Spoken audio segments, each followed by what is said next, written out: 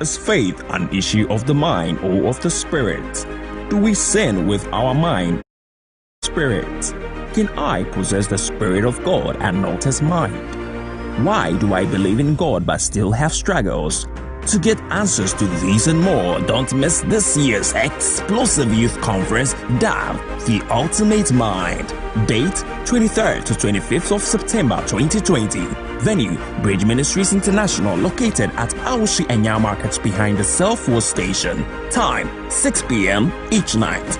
Join the Bridge Youth family as we drill through the ore, split up the core, and unearth the gems of the ultimate mind. Don't miss out. Note, all COVID-19 protocols will be observed.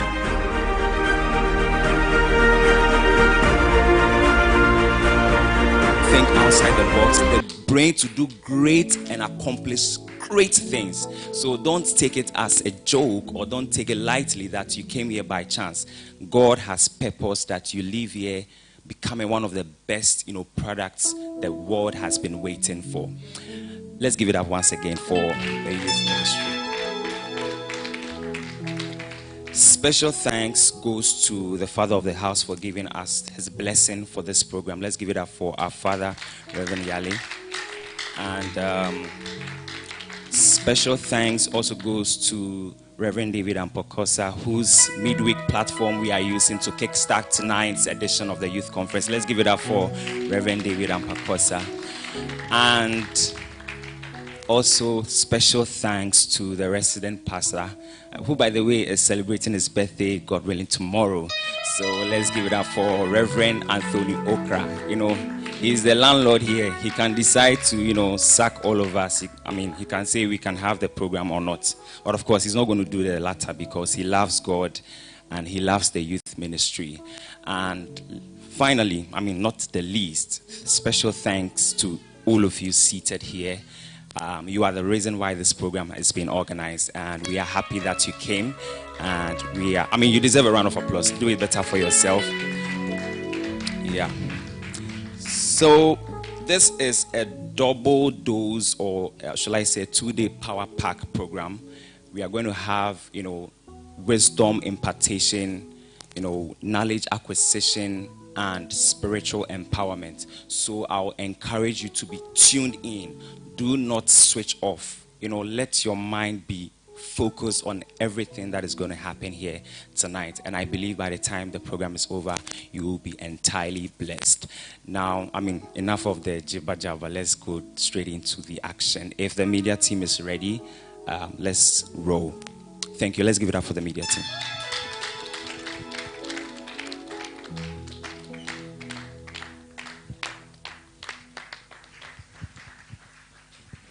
But in law, in the laws of the land, if you decide to get married, you can sign at what we term engagement grounds or traditional marriage grounds. And that signing, there are two types. There's one that you are signing that you are married to this man, not legally, but as a traditional marriage. And that man has a right to marry a second, third, or fourth wife plus you, although you have signed. So that man can still sign and say, okay, this is wife number 2, sign wife number 3, sign wife number 4. So, after that, people would want to either come to the church or go to court to make it legal. When you come to the church, and the church believes in one man, one wife. So you don't come to church and do double or triple or whatever it is. When you go to court too, it's legal. The legal system is that you are married to one person. So if you come to church or you go to the courts, you sign and it's legal. You're the legal wife of this person. If that person marries another person, he's in trouble or she's in trouble. You can take the person to court and charge the person. But you can do your traditional marriage, come to court and come and sign without fanfare. You can go to court and go and sign without fanfare. After that, you can go to Papaya or KFC chicken and you are done. The fanfare is what we have added on to escalate our cost, which to me sometimes is not so necessary. I believe that as a man, if you marry a woman and you can use the fanfare money to buy her a brand new car, I think to me, it sounds more sensible and interesting. So, Mommy, on a follow-up to that, our next person has a similar question in that. How do couples settle the issue where one wants a big wedding and one wants a small wedding?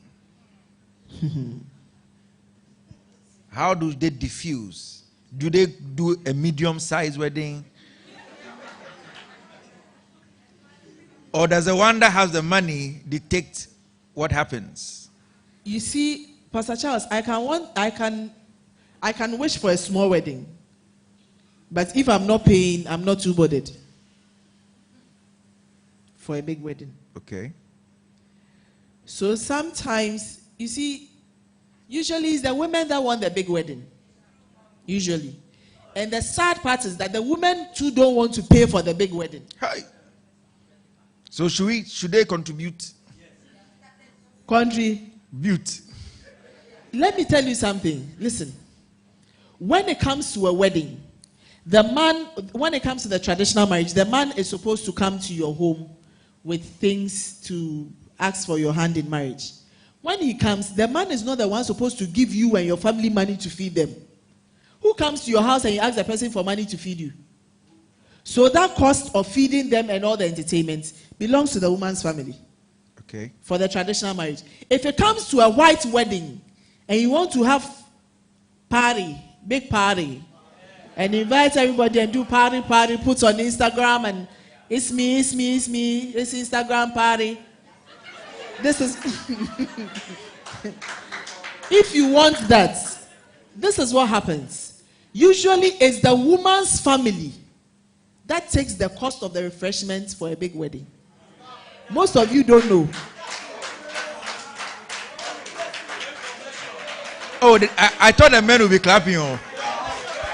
I thought the men would be clapping.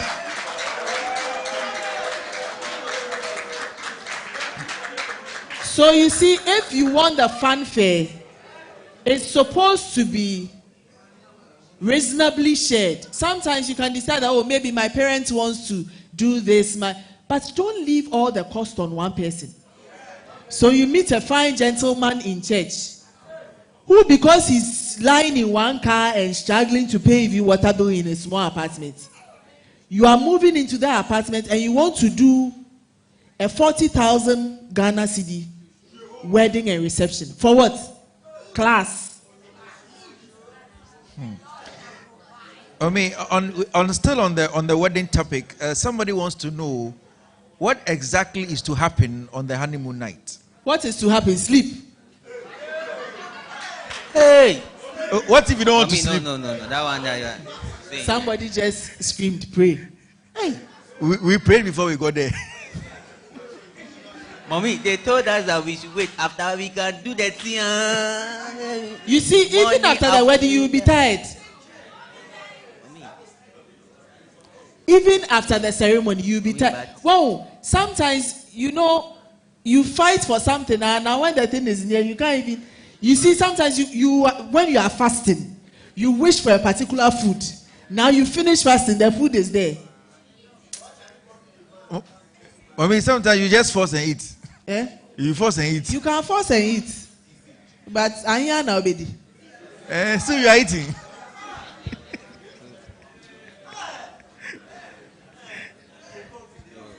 After the honeymoon, after the wedding, talk. You can talk till morning. That is when you can decide on the color in the lingerie. On the issue, the next person wants to say that he said, "Mommy, I love this guy so much, we intend to get married, yet he says, if he doesn't have sex with me, he wants to know how good I am in bed before we can get married. What should I do? Okay, so if he gets to know that you are bad in bed, he'll leave you. No, maybe he'll train. He'll train you how? He'll train the person. How many people have gone for training and didn't use the training for anything? If the skills are not known, they can be taught. Good. So why don't you marry me and train me? If you are ready to train, then we have our whole lives for you to train me. There be once I say area until training me, I know my born too much. So get me in your bedroom and train me. After the marriage? Yes. Thank you. So after the marriage, you start the training. You see, I tell people that nobody enters into a marriage as a sex expert. No. That's true. That is the mistake we make. That's so you true. see, two people are going to get married and me, I'll show you that I did. You dare where you don't dare focal. Let me tell you something. No matter what you know when it comes to sex, when you decide to settle down, you have to leave all outside. You are now going to start afresh because this is a different body. But is that as a result of too much pornography in this day and age? You see, that is the problem. So at a point, you see, most people get married and they can't even talk about sex. Because this one thinks that me, I dare form. This one too thinks me, I dare form. Yeah. But maybe your dare form that you are coming, you didn't get anywhere. And you finish and you are doing like this. No lie. Oh. No lie. You maybe the woman was lying to you. No, listen. The thing is this. I tell people that if you want to get the best out of it, you need to talk about it. True. Because there are even a part on your own body that you don't know can even spark you. It's true. Somebody has to discover So somebody must press all the places. So they must touch all the buttons. The thing is that when you are stealing, you might not know all the places to press. But when it's yours, you have can take your time. Mommy. Interesting.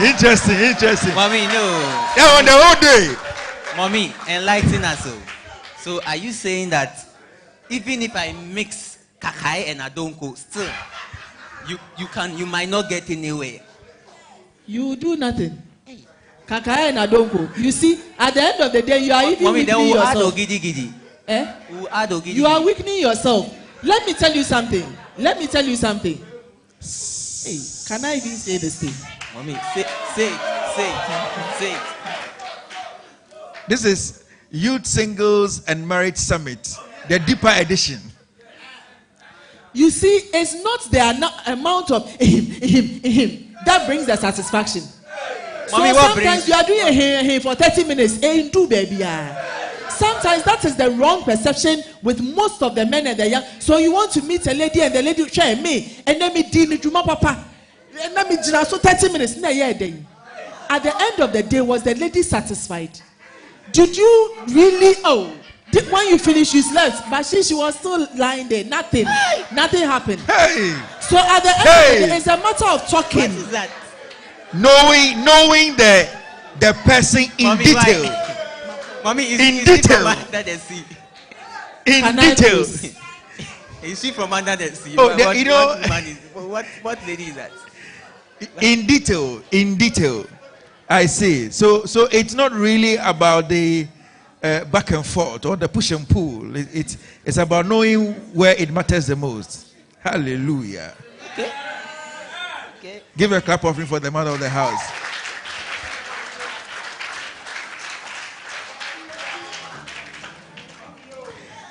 So a little question on another side. It says, Mommy, I'm dating a man who I am a bit financially more stable than he is. He wants me to help him rent an apartment, and I'm financially and affectionately capable to do so. Please, I need your advice.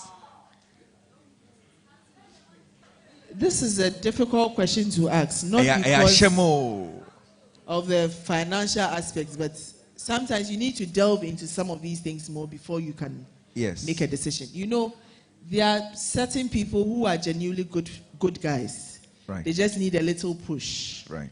For them to find their feet. Right. And that will be it. But there are some too who are opportunists. Right. They can give you all the love. They can lie on the floor for you and everything to milk you dry. Right. So sometimes getting to know the difference is a bit tricky. Right. So I cannot answer on face value that he's like this or like that. Right. It will be very difficult because I don't know the circumstance surrounding these things. Right. But he should be man enough. You shouldn't be the one paying everything. He should be man enough to have some so that you can top up. But not a matter of you taking everything from your pocket and giving to him. Then how will he marry you? You buy the things yourself? Right. No. Right. Right. I think that's a very wonderful advice. Give a clap offering for such wisdom. Give a clap offering for such wisdom. This is some questions here are even deep. Mikra misrumpo na mikikenyo. Oral sex and things. Maybe we'll have to have a marriage session and then we'll go a bit deeper.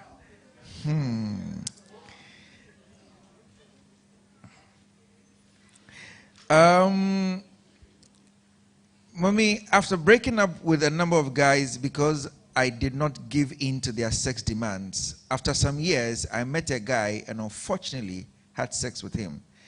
Now, since I've broken my virginity, I just feel like I must go in for sex with one of my ex, the one I loved that I didn't sleep with. What do I do?